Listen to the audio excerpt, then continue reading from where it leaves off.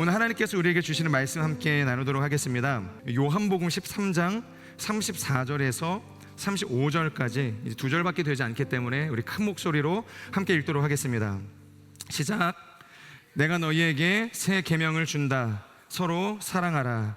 내가 너희를 사랑한 것 같이 너희도 서로 사랑하라. 너희가 서로 사랑하면 이로써 모든 사람들이 너희가 내 제자임을 알게 될 것이다. 아멘. 오늘은 하나님은 사랑이시다, God is love라는 제목으로 함께 교회를 향해서 주시는 말씀, 또 가정과 또 부부에게 또 자녀에게 주시는 하나님의 그 말씀을 함께 나누기를 원합니다. 제가 최근에 이제 길을 가다가 이제 그런 이제 문구를 본 적이 있습니다. 철근 어때?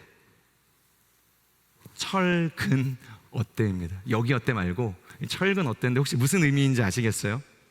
이 아파트 분양을 위한 이 광고를 위해서 현수막이 세워져 있는데 철근 어때인 거예요. 한참을 생각을 하다가 이게 도대체 뭐지? 이게 도대체 맞는 문구인가? 라는 생각을 하다가 한참 뒤에 이제 그 의미가 이제 클릭이 됐는데, 쉽게 말해서 자기네 아파트에는 이 철근이 정확하게 들어가 있다는 겁니다. 얼마 전에 이게 나라적으로 크게 한번 이슈가 있지 않았습니까? 그때 뭐 이제 순살자이라는 이런 뭐 이름도 드러나게 됐는데, 2023년도 기준이 정부가 조사한 이 91곳 중에서 16%에 해당하는 15곳의 아파트가 이 철근이 누락되었다라는 이제 보고를 받게 되었다고 합니다. 특히 양주 회천에 있는 한 아파트의 경우에는 이제 154개의 기둥이 들어가야 할 이 보강 철근이라는 게 있다고 합니다. 저는 뭐 이제 건축에 대해서 잘 모르지만 반드시 들어가야 할 이 154개의 철근이 필요한데 하나도 들어가지 않고 제로였다고 하는 거예요. 양주 회천 제가 사는 동네거든요. 그래서 이게 우리 아파트도 그런 거 아니야? 그래서 평소에 들어가지도 않았던 이 회천의 맘카페에도 들어가고, 우리 아파트는 괜찮나? 이 아파트에 이 카페에도 들어가는 이제 그런 일들이 있었는데, 이 무슨 듣도 보도 못한 그런 그 시공사에서 뭐 만든 아파트의 이야기를 하는 것이 아닙니다. 뭐 어떤 특별한 상황에서 어쩔 수 없이 그렇게 할 수밖에 없기 때문에 이 철근이 누락된 게 아니라는 겁니다. 우리가 잘 아는 이 재개서열 이 10위안에 들어져 있는 이 메이저 이 건설사에서, 그리고 이 국토부에서 그런 것들을 제대로 관리하지 않았기 때문에 이제 그런 일들이 일어나게 되었다는 것이죠. 그러니까 이런 세상 속에서 당연히 들어가야 할 철근, 여러분 아파트에 이 철근이 들어가는 게 홍보해야 할 이 일은 아니죠. 우리 아파트에는 정확하게 철근이 들어갔다, 그러니까 건강하고 튼튼한 아파트다, 이걸 홍보해서 이 분양권을 이제 판매하는 게 이제 정상적인 홍보 방식은 아닌 거잖아요. 그러니까 이런 어떤 세상의 현 상태를 보니까 이제 씁쓸한 마음이 이제 드는 것입니다. 자, 그렇다면 여러분, 우리의 삶을 조명해 볼 때, 그리고 그리스도인인 우리의 삶을 조명할 때, 여러분 우리는 성경을 믿는 사람이죠. 성경이라 하면 우리가 신구약 66권을 믿는 사람들인 것입니다. 그러니까 우리가 복음이라고 말하는 것, 하나님의 말씀이라고 말하는 이 성경 전체를 관통하고 있는 단 하나의 키워드가 있다면 그게 무엇일까요? 무슨 신학자들이나 이 말씀을 연구하는 사람들의 뭔가 추상적이고 어려운 용어 말고, 정말 모든 성도들이 동일하게 생각할 수 있는 다 한 줄로 우리가 만약 이것을 요약한다고 한다면 뭐라고 이야기할 수 있을까요? 누군가 여러분들에게 성경은 어떤 이야기지? 어떤 이야기를 다루고 있니? 라고 만약에 물어보신다면 뭐라고 이야기하시겠어요? 구속사의 관점으로 이 신구약을 관통하는 모든 이야기를 다 하시겠어요? 그럴 수 없잖아요. 너무 명확한 한 줄에 단순하고도 명확한 어떤 이야기를 해줘야 되는데, 그게 무엇인가? 바로 하나님은 사랑이시다. 그러니까 하나님의 사랑의 이야기라는 것이죠. 하나님이 우리의 인생을 얼마나 사랑하시는가, 그리고 그 사랑을 위해서 무엇을 희생하신 분이셨는가. 그 하나님의 사랑이 얼마나 놀랍냐면, 좀 전에도 이야기했지만 이 사도 요한은 하나님은 사랑이시다라고 이야기하지 않습니까? 단순히 하나님은 사랑의 감정이 많으신 분이 아니라는 겁니다. 때에 따라서 자라는 사람들에게 사랑을 넉넉히 베풀어 주시는 분이 아니라 그냥 그분의 존재 자체가 사랑이시다. 그러니까 하나님 이퀄 사랑이라고 부를 수 있다는 것입니다. 그래서 그는 자신의 이 서신 전체를 통해서 하나님의 사랑을 계속해서 증거하고 있는 것이죠. 우리가 오늘 읽고 있는 이 요한복음만 하더라도 약 200번에 가까운 사랑에 대한 단어를 사용합니다. 그것을 통해서 하나님이 우리를 얼마나 사랑하셨는가에 대한 이야기를 하고 있다는 거죠. 그리고 요한 1서만 하더라도 고작 5장밖에 되지 않는 그 분량에서 무려 이 154번이나 되는 이 사랑이라는 단어를 표현해서 하나님은 사랑이시다라는 것을 증명했다는 것이죠. 그러니까 사람들이 이제는 하나님은 사랑이시다라는 것을 넘어서서 사도 요한을 향해서도 뭐라고 이야기합니까? 그는 사랑의 사도다. 그러니까 하나님을 향한 그 사랑이 너무 강렬하니까 이제는 그것을 선포하는 이 사도, 이 요한의 인생마저도 이 사랑이다라고 이야기를 한다는 것입니다. 그렇다면 그것은 비단 이 사도 요한에게만 해당되는 이야기냐는 것이죠. 그는 하나님에게, 예수님에게 특별한 사랑을 받았고, 또 기질상 우리가 뭐 MBTI라고 이야기하는, 그래서 사랑을 잘할 수 있는 뭔가 이 기질을 받았고 영적인 어떤 감성이 있기 때문에 그는 사랑할 수 있는 인생이었습니까? 성경은 우리를 향해서 뭐라고 이야기하냐면 성도라고 이야기합니다. 성도. 성도는 풀어서 읽으면 이 거룩한 도를 따르는 사람들, 그 거룩한 도를 우리가 쫓는 사람들, 그것을 성도라고 이야기하죠. 그리고 또 한편으로는 그리스도인이다라고 이야기를 하지 않습니까? 이것은 라틴어로 작은 예수라는 의미를 가지고 있습니다. 그렇다면 거룩한 도는 무엇일까요? 거룩한 도, 무엇을 우리가 따르는 것이죠? 무엇을? 복음을 따르는 것이겠죠. 그런데 제가 앞서 이야기했던 것처럼 복음은 한 줄로 요약하자면 하나님은 사랑이시다. 그러니까 하나님의 사랑의 이야기가 바로 복음이라는 겁니다. 그렇기 때문에 그 사랑을 가지고 살아내는 인생이 성도라는 겁니다. 그러니까 작은 예수는 뭡니까? 그 사랑을 실천하셨던 이 예수님과 같이 작은 예수가 되어서 그 삶을 살아내는 인생, 그것이 그리스도인의 삶이라는 것입니다. 이번에 수련회 강사로 오셨던 이 선교사님께서 이 둘째 날 저녁 집회 때 그런 이야기를 하시더라고요. 혹시 쟁이와 장이의 차이를 아십니까? 아무 생각 없이 그냥 들었어요. 쟁이? 뭐 예수 쟁이일 수도 있고 예수 장이일 수도 있는데 그게 굳이 뭐 차이가 있나? 여러분들에게 한번 물어보고 싶습니다. 정답을 아시는 분들은 조용히 하시고요, 모르시는 분들은 한번 생각을 해보세요. 쟁이와 장이의 차이가 뭘까요? 먼저 장이를 이야기하자면, 장이는 장인이라는 의미에서부터 파생이 된 단어라고 합니다. 그러니까 숙련자 혹은 어떠한 것에 탁월함을 가지고 있는 이 전문가를 뜻할 때 이 장이라는 표현, 장인이라는 표현을 우리가 사용하지 않습니까?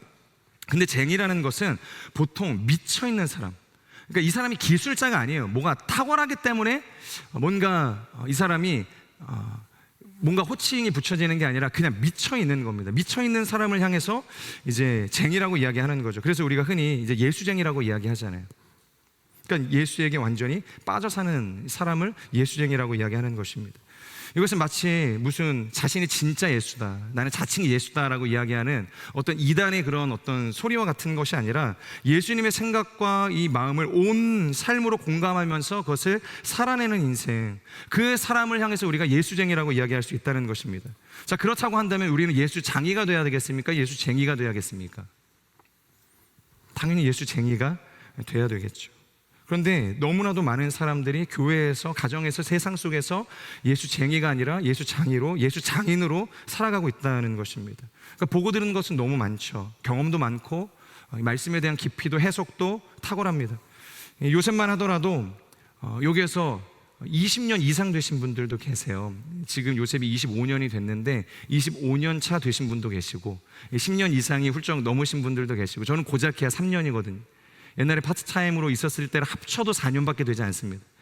그러니 요셉에 대해서 뭔가를 이야기할 때, 요셉의 역사에 대해서 뭔가를 이야기할 때 제가 그분들보다 깊이 있는 이야기를 할 수 있겠습니까?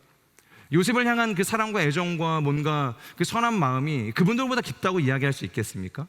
그럴 수 없는 거죠. 저는 고작 3년 차인데 훨씬 더 연륜이 있고 깊이가 있고 더 애정을 갖고 살아내셨던 분들이 계시잖아요. 근데 만약에 그러한 분들이 그런 탁월함과 이 경험과 이 전문성을 가지고 예수쟁이로 살아가고 있지 못한다면 어떻게 될까요? 그분의 삶으로 이 복음이 흐르고 이 예수의 사랑을 이 공동체 안에 흘려보내지 못한다고 한다면 이 공동체는 어떻게 될까요? 예수장이가 되어서 그저 자신의 경험과 자신이 지나왔었던 시간들을 그냥 휘두르고만 살아간다면 어떻게 될까? 다 죽는 겁니다. 그 사람 때문에 다 떠나는 거예요.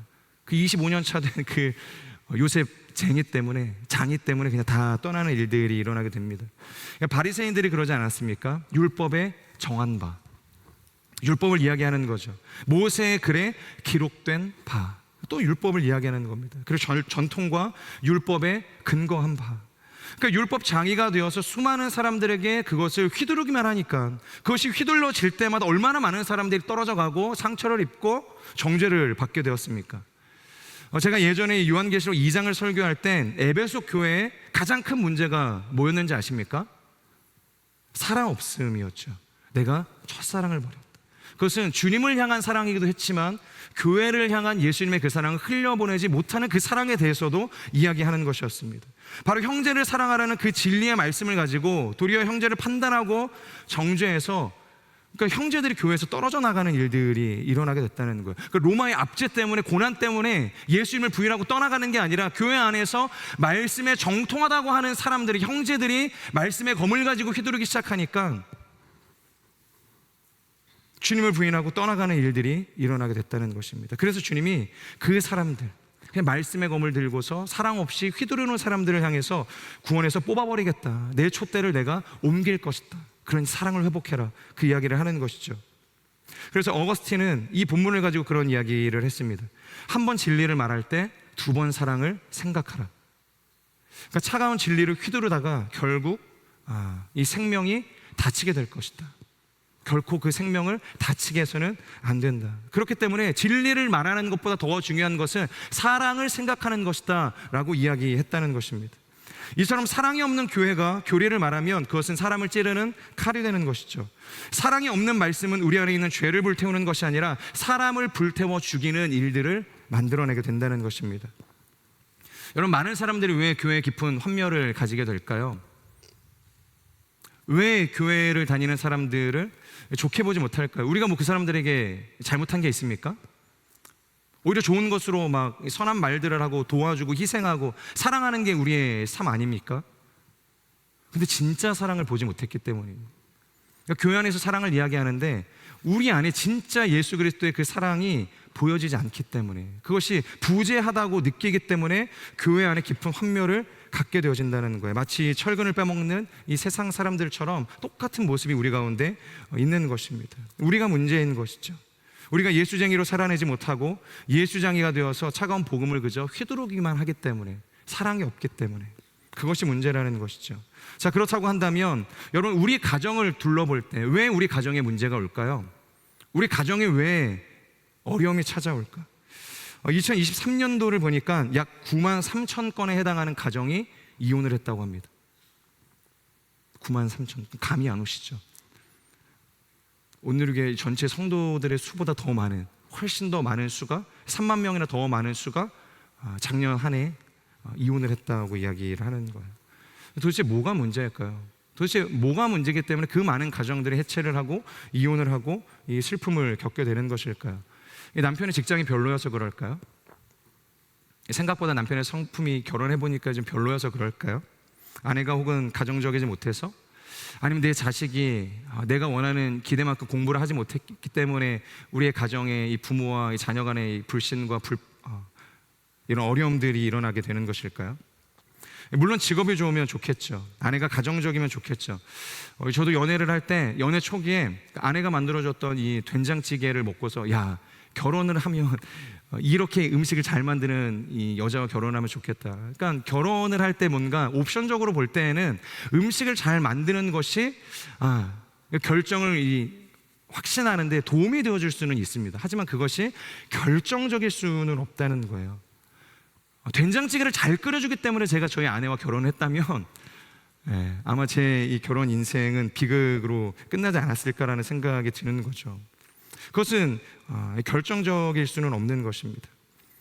우리의 가정에 위기가 찾아오는 이유, 그것은 우리가 가지고 있는 옵션의 문제가 아니라 그것은 사랑하지 못해서 그러기 때문이라는 것이죠. 그리고 우리가 가지고 있는 이 권리를 휘두르기만 해서라는 겁니다. 남편의 권리, 언제나 남편의 권리를 찾기에 바쁘죠. 아내의 권리를 찾고 또 부모의 권리를 찾고 자식의 권리를 찾다가 끝이 나는 겁니다. 이 옆집 남편과 아내를 서로 막 비교하기에 바쁜 거예요. 자식의 미래를 이 학벌이라는 무게에 달아서 계속해서 저울질하니까 이 부모와 이 자식의 이 갈등의 골이 좁혀질 수가 없는 것입니다. 그러니까 태어난 것으로, 태어나게 해준 것만으로도 감사히 여겨야 할 이 부모를 향해서 당신이 주지 못한 그 어떠한 것으로 인해서 부모를 원망하는 이 시대에 그래서 우리가 소위 흑수저라고 이야기하는 이 시대를 살아가고 있는 것이 우리의 현실이라는 것입니다. 그런데 여러분, 가정이라는 곳은 우리의 권리를 찾는 곳이 아니라는 겁니다. 그러니까 나의 결핍과 이 불평과 불만을 그저 휘두르는 것이 가정이 아니라는 것입니다. 가정은 사랑을 나누는 곳입니다. 가정은 사랑을 흘려보내는 곳이죠. 이 사랑이라는 접시에 이 책임을 담아서 그것을 나누어 주는 것, 그것이 가정이라는 것입니다. 그렇다고 한다면 성경이 이야기하는 남편의 책임은 뭡니까? 그리스도께서 교회를 사랑하시듯이 아내를 사랑하는 것, 여러분, 그것이 남편의 책임입니다. 그리고 아내의 책임은 무엇인가? 우리가 그리스도께 하듯 남편에게 순종하는 것, 그것이 아내 된 자의 책임이라는 것이죠. 그렇다면 부모의 책임은 뭘까요? 부모의 책임, 이 에베소서를 보면은 다른 어떤 부모의 책임이 나오는데 저는 그 말씀이 갑자기 생각이 나더라고요. 여호수아 24장 15절의 말씀인데 이런 말씀이 있습니다. 오직 나와 내 집은 여호와를 섬길 것이라. 이 가나안 땅을 다 정복하고 난 다음에 이제 여호수아가 곧 이제 죽을 이제 상황입니다. 그러니까 유언과도 같은 이 메시지를 선포하는데, 이제 이 백성들이, 이 이스라엘 2세들이 이 가나안에서 살아야 되는 거예요. 이제 흩어져서 자신들의 기업을 붙들고서 그곳에 정착해 살아야 하는데, 그러니까 여호수아가 걱정이 되는 겁니다. 내가 죽고 나서도 이 사람들이 하나님을 붙들까? 하나님을 기억할까? 그러니까 걱정이 되는 마음으로 선포하는 겁니다. 그러니까 유언과도 같은 이 아비의 마음으로 이 자식과 같은 이스라엘 2세들에게 선포하는 거죠. 오직 나와 내 집은 여호와를 섬기겠노라. 그러니까 자녀의 인생을 컨트롤하고 많은 유산을 물려주는 것이 부모의 역할이 아니라 신앙을 물려주는 것, 살아있는 믿음을 보여주는 것, 그것이 부모의 역할이라고 이야기하는 것입니다. 그래야 자녀가 변하는 거죠. 그래야 부모를 공경할 수 있는 것입니다. 왜? 부모와 함께하는 하나님을 보기 때문에, 그 하나님을 공경하는 이 부모를 내가 보기 때문에 그 부모를 향한 공경의 마음들이 일어나게 되는 것입니다. 그렇다면 자녀의 책임은 뭡니까?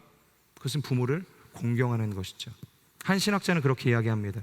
하나님과의 이 공동의 창조자, 그것이 우리의 부모라고 이야기하는 것이죠. 그러니까 하나님을 공경하듯이 부모를 공경하는 것, 그것이 자녀의 책임이라는 것입니다. 여러분, 이런 책임 있는 사랑이 우리의 가정 가운데 행해지기 시작할 때 가정을 덮고 있는 위기가 사라지게 된다는 것입니다. 우리 스스로를 향해서 그렇게 한번 선포해보면 좋겠습니다. 책임 있는 사랑을 다 하겠습니다. 이 책임 있는 사랑을 다 하실 수 있기를 축복합니다. 그리고 한 가지 더 나누고 싶은 것은, 성경은 이 남자와 이 여자, 이 부부를 향해서 뭐라고 이야기하죠? 하나님께서 최초의 이 남성과 여성, 이 아담과 하와를 짝지어 주시고 그들을 만나게 해주셨을 때 서로를 향해서 어떤 관계라고 이야기하십니까? 돕는 배필이다.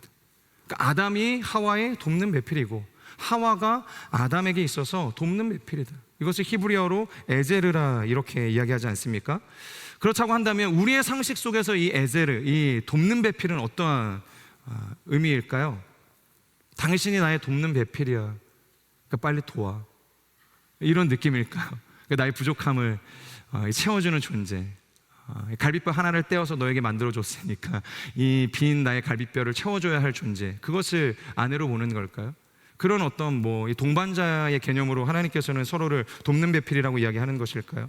하나보다는 둘이 크고 하나보다는 둘이 덜 외로우니까 그렇게 서로를 보듬고 품어주면서 위로하면서 사는 존재, 그것이 돕는 배필일까요? 물론 그렇게 우리가 살아가야 하겠죠. 하지만 성경에서 이 돕는 배필, 에젤이라는 이 표현은 그러니까 본질적으로는 그런 의미는 아니라는 겁니다. 혹시 성경이 에젤이라는 단어가 총 몇 번 나온 줄 아십니까? 돕는 배필, 혹시 이 창세기 2장을 제외하고 다른 데서 들어보신 적 있으세요? 없죠. 우리는 한 번도 이 창세기 2장을 제외하고 돕는 배필이다라는 이 표현을 본 적이 없습니다. 그런데 성경에 최소 구약만 하더라도 16번 이상 이 에제르라는 단어가 사용이 된다는 것이죠. 그렇다면 그 에제르가 어떤 용례로 사용되었는지를 보면 부부의 관계가 어떤 관계로 행해져야 하는지를 우리가 알 수 있는 것입니다. 자, 시편 33편 20절의 말씀을 같이 한번 보도록 하겠습니다. 우리 같이 읽겠습니다. 시작. 주는 우리의 도움이시요 우리의 방패이십니다. 자, 여기서 혹시 어떠한 단어에 에제르라는 단어가 사용이 되었을까요? 우리의 영혼이 여호와를 바라고 기다립니다. 주는 우리의 도움이시고 우리의 방패이십니다. 네, 주님이 우리의 도움이시다라고 이야기할 때 여기에서 에제르가 사용이 되어지는 겁니다. 자, 지금 이 상황은 시편 기자가 하나님의 구원을 기다리고 있는 상황이거든요. 그러니까 절망적인 상황이라는 겁니다. 그러니까 대적의 진을 치고 언제 자신을 죽여도 이상하지 않을 그런 절망적인 상황을 지나가고 있을 때 이 시편 기자가 기도하고 있는 거예요. 내가 지금 절망적인 상황을 지나가고 있습니다. 주님의 도우심이 필요합니다. 주님께서 속히 오셔서 나를 도와주십시오. 이 간절한 마음을 가지고 주님이 나의 도움이시다라고 외칠 때 이 도움이 바로 에제르이시다라고 이야기를 한다는 거예요. 그러니까 여러분, 이 에제르가 뭐겠습니까? 돕는 배필이 뭐겠습니까? 단순히 누군가에게 돕고 조력하는 정도에 있어도 없어도 그만의 이런 도움의 수준이 아니라는 것입니다. 그러니까 마치 절망 가운데 있는 우리에게 찾아오셔서 우리의 구원을 위해서 포기하지 않으시는 하나님의 그 열심, 그 희생의 사랑, 그 사랑이 담겨져 있는 것, 그 관계를 소통하고 나누는 관계가 바로 에제르, 돕는 배필이라고 성경이 이야기하고 있는 것입니다. 이외에도 이 15번의 더 많은 용례들이 있는데 그것을 우리가 다 나눌 수는 없지만 동일한 방식으로 하나님께서 우리의 구원 가운데 개입하실 때 이 에제르라는 단어가 어김없이 사용이 되어진다는 거예요. 자, 그렇다고 한다면 여러분, 남편과 이 아내의 관계는 어떤 관계가 되어져야 할까요? 두 사람을 돕는 배필이라고 불렀다면 그들은 평생 무엇을 위해서 살아가는 존재가 되어야 할까요? 어떠한 관계를 맺어야 합니까? 서로의 구원을 위해서 싸워줄 수 있는 존재가 되는 거예요. 그러니까 서로의 구원을 위해서 살아가는 존재가 되어주는 것. 만약 내 남편의 삶이, 내 아내의 삶이 어려워서 예배가 무너질 때가 있지 않겠습니까? 그러니까 기도가 무너질 때가 있지 않겠어요? 그러면 아내의 예배를 위해서, 아내의 기도가 회복되기를 위해서 싸워주는 거예요. 남편의 예배가 무너지지 않도록, 남편의 기도가 무너지지 않도록, 남편의 사명이 흔들리지 않도록, 하나님 안에서 소망을 찾을 수 있도록 서로를 위해서 싸워줄 수 있는 존재, 그것이 바로 에제르라는 것입니다. 그런데 우리는 얼마나 반대로 살아가고 있습니까? 나의 구원을 위해서만 싸우잖아요. 그래서 나의 구원을 위해서, 나의 예배를 위해서, 나의 기도를 위해서, 나의 사명을 위해서 나의 에제르는 희생되어지는 존재로 살아갈 때가 얼마나 많습니까? 그래서 우리의 가정이 위기가 찾아오는 것입니다. 지금 하나님께서는 이 돕는 배필, 이 에제르의 정신을 회복하라고 이야기하시는 거예요. 그러니까 왜곡되어져 있는 이 기이한 관계를 뒤집어서 온전한 이 돕는 배필의 삶으로 나아가기를 하나님께서 소망하고 계신다라는 것이죠. 자, 그런데 이것은 비단 이 아내와 남편, 이 부부만의 관계를 이야기하는 것이 아닙니다. 이것은 최초의 부부에게 주시는 하나님의 명령이시죠. 그런데 부부는 최초의 가정이기도 하다라는 것입니다. 최초의 가정인 것이죠. 그렇기 때문에 가정의 목적은 뭐라는 거예요? 이 부부의 목적과도 같다는 거예요. 그러니까 돕는 배필이라는 겁니다. 아비의 역할이 뭐예요? 아비는 자녀에게 돕는 배필인 거예요. 뭔가 어감상 이상합니까? 내가 너의 돕는 배필이다.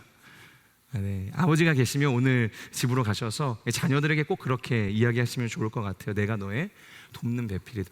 너의 구원을 위해서, 너의 예배를 위해서, 너의 신앙과 사명을 위해서 내가 끊임없이 힘써 싸울게. 그것이 아비의 역할이라는 겁니다. 근데 아비만 그런 역할을 합니까? 자녀도 그런 동일한 이 돕는 배필의 역할을 부모에게 할 수 있어야 된다는 것입니다. 에제르, 서로의 구원을 위해서 힘써 싸우는 존재. 여러분, 그것이 부부의 관계이고 가정의 관계라는 것입니다. 그런데 이러한 삶이 결코 쉽지 않죠. 우리가 의지하고 결단한다고 해서, 오늘 제가 선포하는 이 이야기를 들었다고 해서 우리의 가정의 모습이 돕는 배필의 관계로 바로 회복되기는 어렵다는 것입니다. 그래서 주님께서 오늘 요한복음 23장 34절 그리고 35절의 말씀을 우리에게 주시는 거예요. 우리 34절, 35절의 말씀을 다시 한번 같이 읽어보면 좋을 것 같은데요. 같이 읽겠습니다. 시작.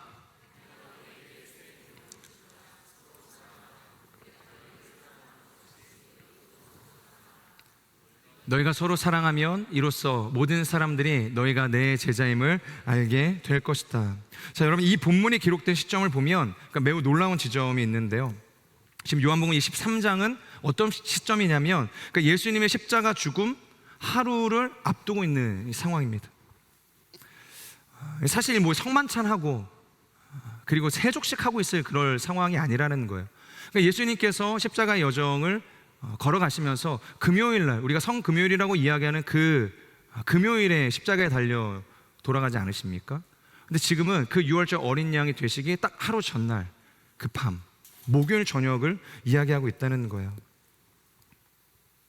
하루만 있으면 자기가 이제 죽게 되는데 고작 이 12명의 제자를 불러놓고 지금 뭐 하고 있는 거예요?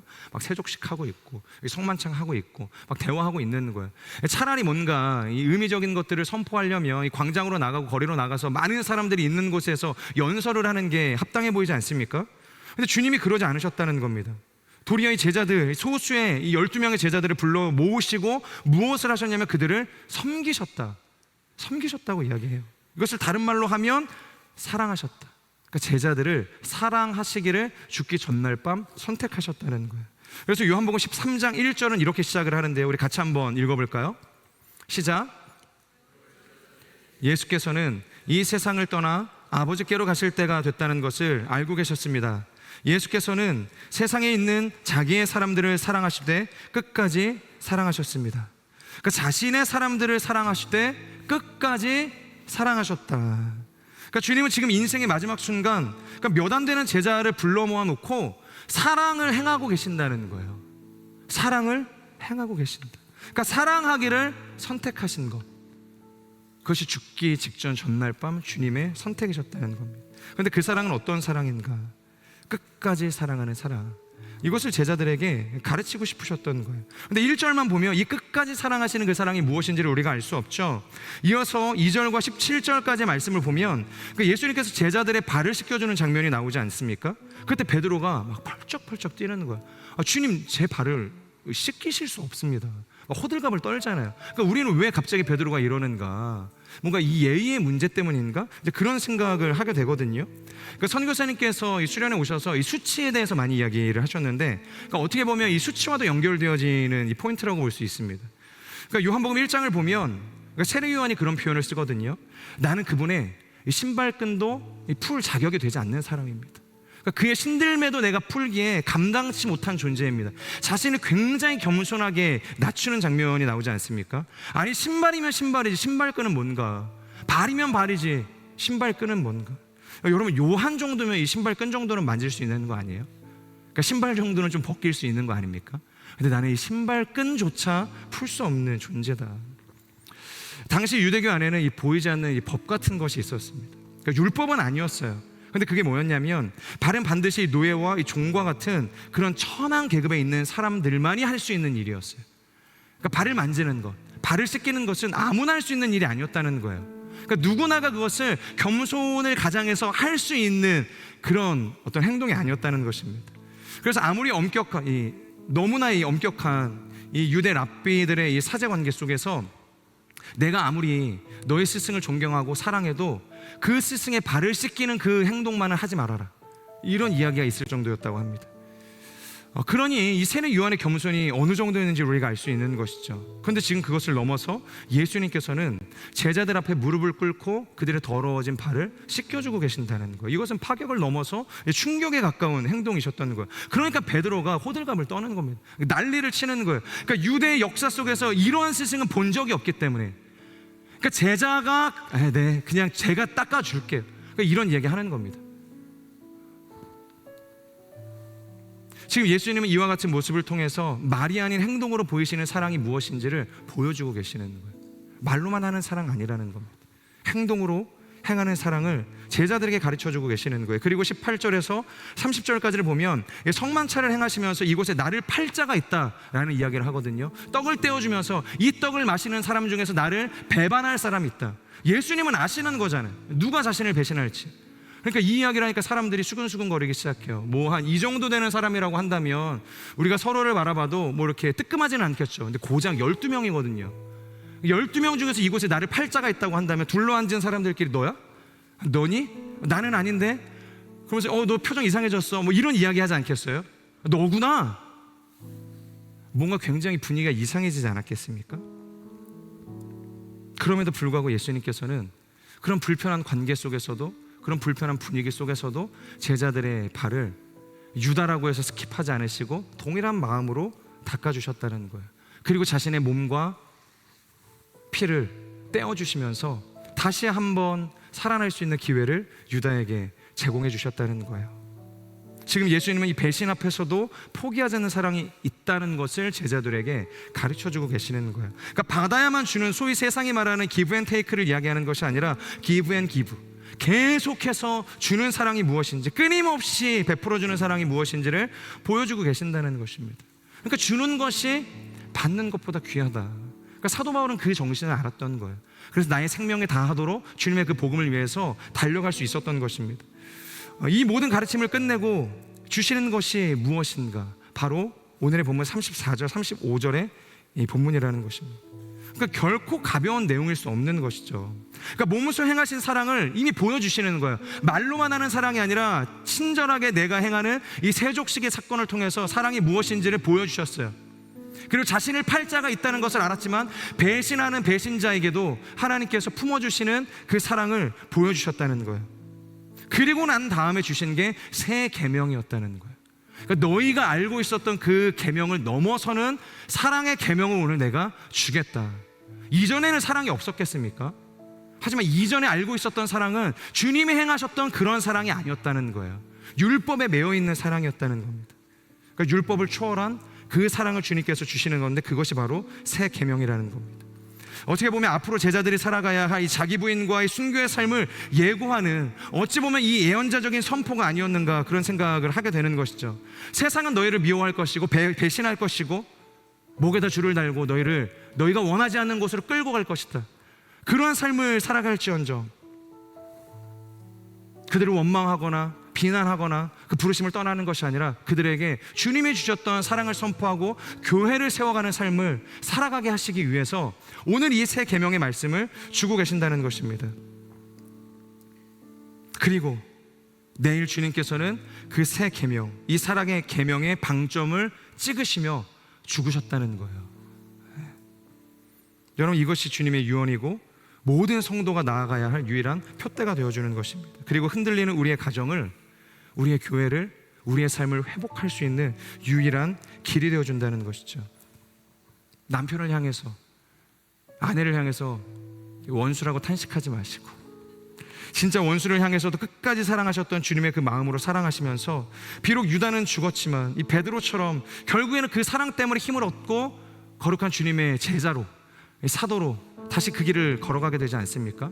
그 사랑을 행하면 유다와 같이 버려지는 사람도 있지만 회심하고 회개하고 주님의 그 사랑에 감복해서 돌아오는 베드로와 같은 사람들도 있다는 거예요. 그 하나님의 회복을 기대하면서 사랑을 행할 수 있는 여러분들의 삶이 되기를 주님의 이름으로 축복합니다. 우리의 가정에, 우리의 직장에, 우리의 사업장에, 우리가 걸어가며 우리가 관계하는 모든 그 관계의 자리 가운데 그 주님께서 주셨던 새 계명의 사랑이 흘러넘치는 인생이 되기를 주님의 이름으로 축복합니다. 아멘. 하나님은 사랑이십니다. 그 사랑하는 삶으로 우리를 부르시는 줄로 믿습니다. 우리 같이 기도하겠습니다. 사랑하는 주님, 오늘 주시는 이 말씀을 통해서 하나님은 사랑이시라 말씀하십니다.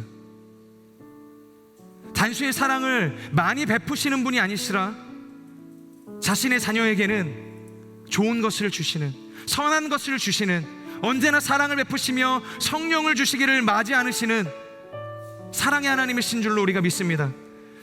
하나님, 우리가 그 사랑을 바라보며 우리의 인생 가운데도 동일한 그 사랑을 흘려보낼 수 있는 거룩한 인생이 될 수 있도록 역사하여 주시옵소서. 그 새 계명의 사랑으로 우리가 충만하게 하여 주시옵소서.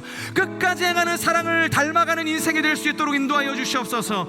입으로만 하는 사랑이 되지 않게 하여 주시고 원수에게조차 베풀어 주셨던 예수 그리스도의 그 사랑을 행할 수 있는 거룩한 인생이 될 수 있도록 성령 하나님 역사하여 주시옵소서. 이렇게 우리의 삶을 그 사랑의 하나님 앞에 올려드리며 우리 주여 간절히 선포하며 기도하며 나아가겠습니다.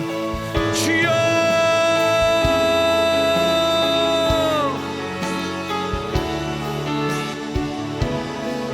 오 신실하신 하나님, 하나님은 사랑이십니다. 하나님, 우리 인생 가운데 사랑을 베푸시는 선하신 분이신 줄로 믿습니다. 단순히 사랑을 많이 베푸시는 분이 아니라 단순히 우리 어떤 행위에 따라서 그 사랑의 상급을 나눠주시는 분이 아니라 본질 자체가 사랑이신, 하나님은 사랑이신 분이신 줄로 믿습니다.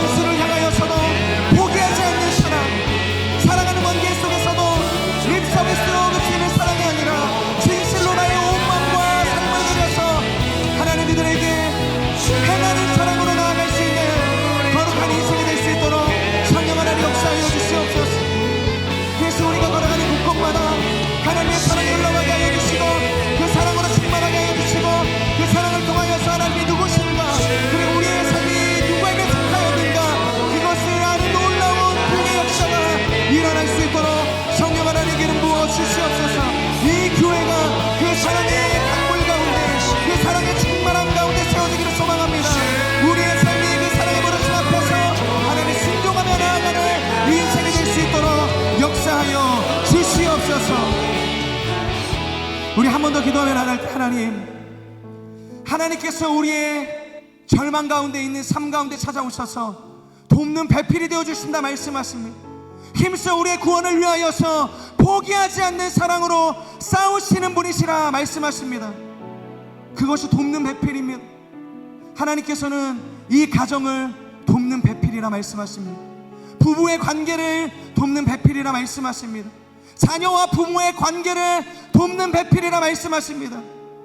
하나님께서 우리의 인생을 향하여서 그렇게 싸워주셨던 것처럼 우리의 가정을 위해서, 나의 배우자를 위해서, 자녀를 위해서, 부모를 위해서, 그들의 구원을 위해서, 예배를 위해서, 사명을 위해서 힘써 싸울 수 있는 에제르로 살아갈 수 있도록 하나님 우리의 가정 가운데 역사하여 주시옵소서. 다시 한번 우리의 가정을 주 앞에 올려드리며 주여 선포하며 기도하며 나아갑시다. 주여,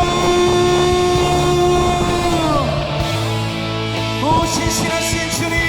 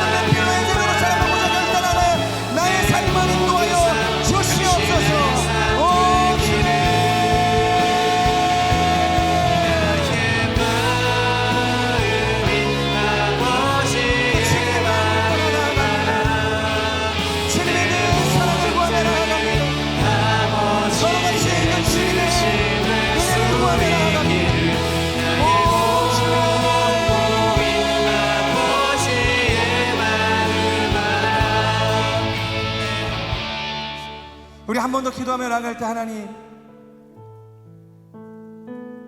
우리의 사랑하는 가정 가운데 혹은 주님을 알지 못하는 나의 부모님이 있습니까?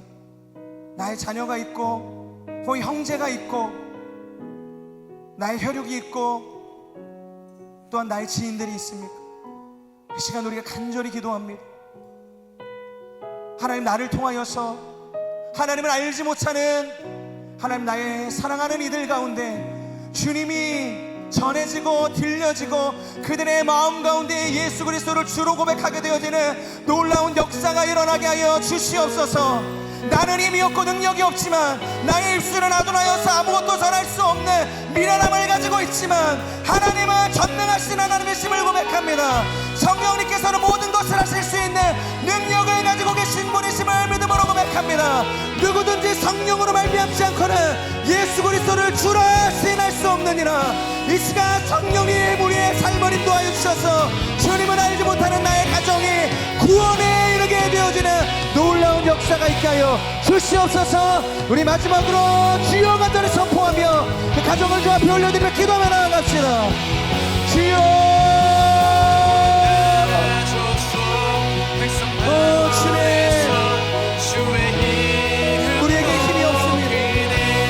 능력이 없습니다.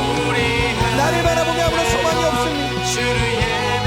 모세가 야곱의 구세주로 하나님의 부르심을 받았지만 그가 가지고 있었던 인간적인 연약함과 그 절망, 하지만 하나님께서는 아십니다. 하나님께서는 필요를 따라서 아론이라는